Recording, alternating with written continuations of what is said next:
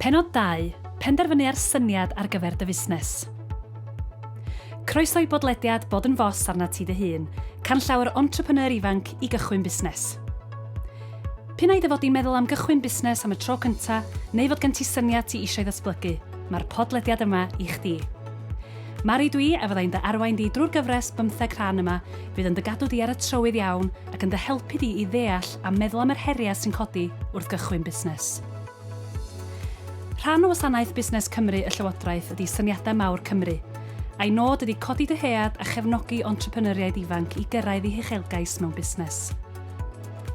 Mae Busnes Cymru, sy'n cael ei ariannu'n rhannol gan gronfa datblygu rhanbarthol Ewrop, yn cefnogi pobl ifanc drwy ddarparu adnoddau ar-lein, gweithdai sgiliau busnes a sesiynau un i un efo cynghorydd mwyn troi syniadau'n reality. I gysylltu fo ni, hoffa a dilynna ni ar Facebook, Twitter ac Instagram. Anfona neges ato ni a fydd un o'r tîm yn cysylltu nôl efo chdi. Ffonia'r linell gymorth ar dim 3000 60 3000. Defnyddia sgwrsio byw neu live chat ar wefan Busnes Cymru, neu e-bostia ni ar bigideas@gov.wales. Croeso nôl, os nes di wrando ar Pennod 1, ni di gofio bod ni wedi trafod y camau cyntaf o ran cychwyn busnes, a thrafod os gen ti'r hyn sy'n angen i gychwyn dy fusnes dy hun. Yn y bennod yma, fydda ni'n siarad am sut i benderfynu ar syniad ar gyfer dy fusnes. Be am siarad yn blwmp ac yn blaen am eiliad? Dim dyfeisiadau chwyldroadol a syniadau radical sy'n wrth wraidd yr rhan fwyaf o fusnesau llwyddiannus. Mewn gwirionedd, yr oll ydyn nhw ydy fersiynau gwell o bethau sy'n ar gael yn barod.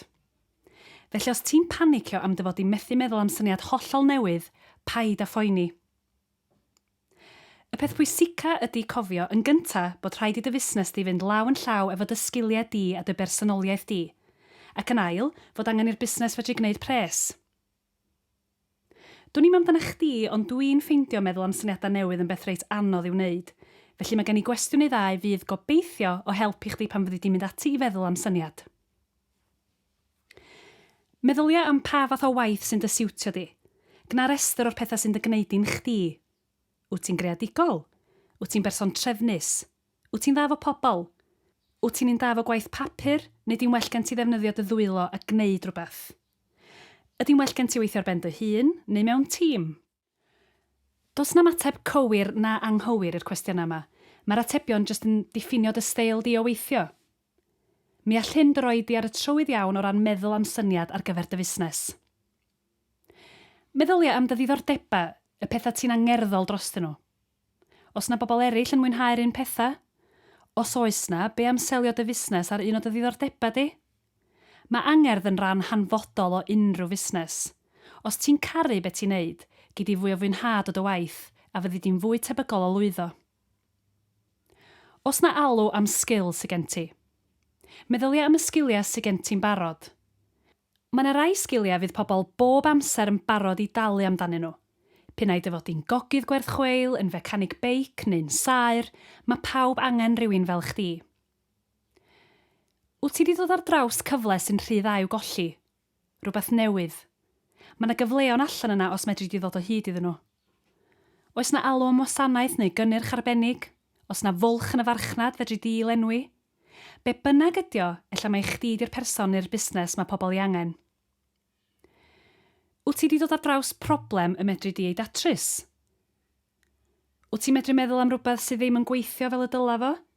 Neu wyt ti'n meddwl fod na brinder o rhywbeth? Os wyt ti, ella ddylsa chdi selio dy fusnes ar hyn?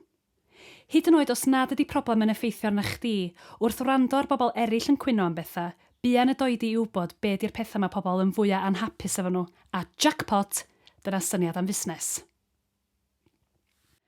Dwi'n gwybod mae'r cwestiwn mawr ar dy fused i rwan ydy, ond sut dwi'n gwybod os di'n syniad i am fusnes yn un da neu peidio? Dim chdi di'r unig un sy'n gofyn y cwestiwn yma, felly paid â phoeni. Mae yna dric neu ddau ar gael fedrith dy helpu di i ffeindio allan. Tria greu elevator pitch ar gyfer dy fusnes, sef araith fach fyr sy'n crynhoi'r syniadau sgen ti ac yn ei gwerthu nhw i bobl. Gofynna i bobl wrando ni mwyn gweld sut maen nhw'n ymateb, a gofynna wrthyn nhw be oedden nhw'n feddwl. Mae adborth yn holl bwysig.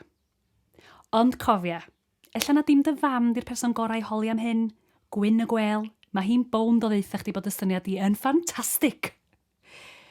Fedri di ddefnyddio adborth i greu proffil o'r cwsmeriaid y byddi di'n ei targedu a phenderfynu os oes na ddigon o alw am yr hyn ti'n gynnig.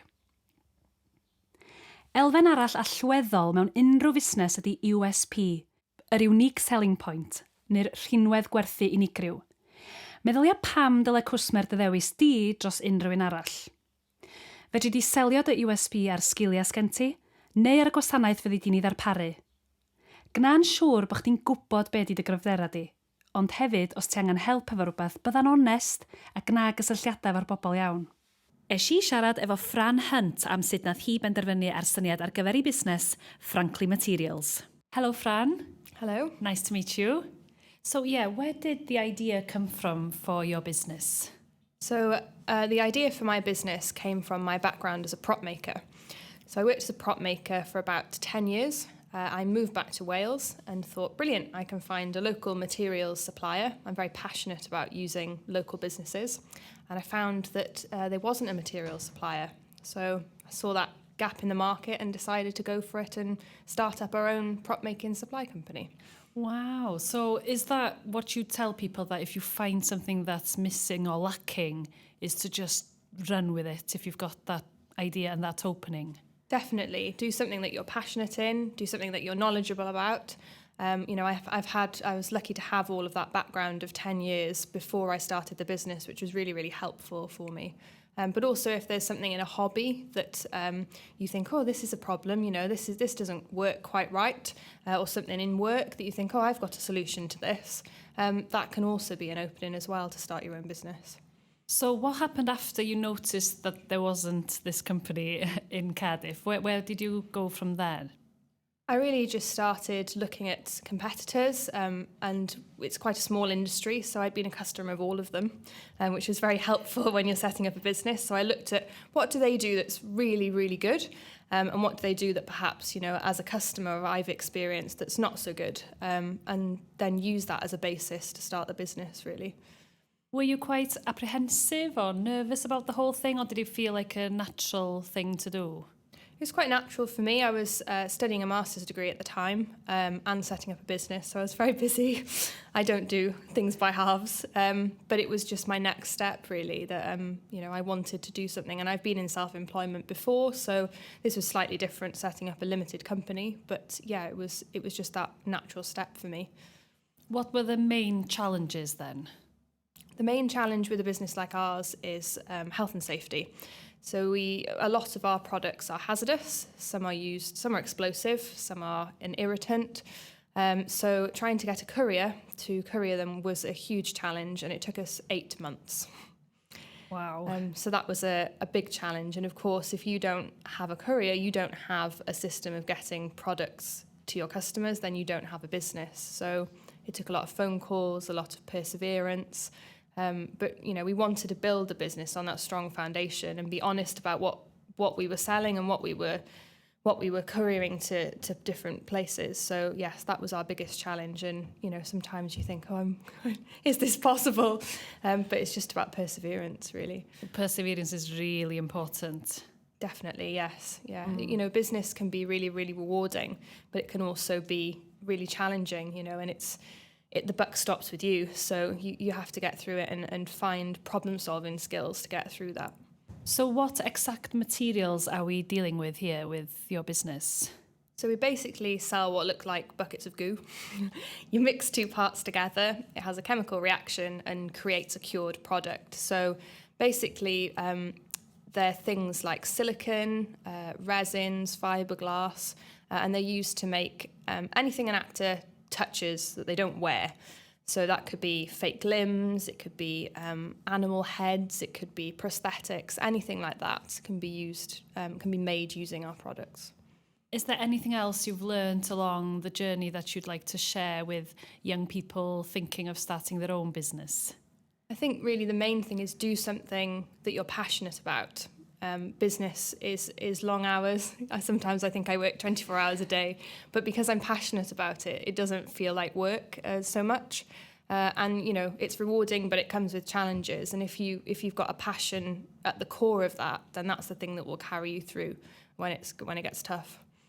And where do you hope to see your business going in the future? Well, we're quite lucky in that the creative industries in Wales is the fastest growing industry in Wales. So we're in the best place at the best time.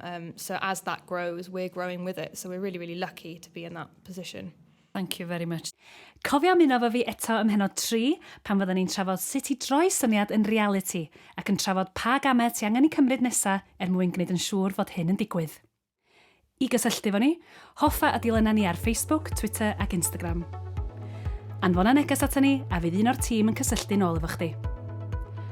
Ffonia'r linell gymorth ar dim 3000 60 3000. Defnyddia sgwrsio byw neu live chat ar wefan Busnes Cymru, neu e-bostia ni ar bigideas@gov.wales.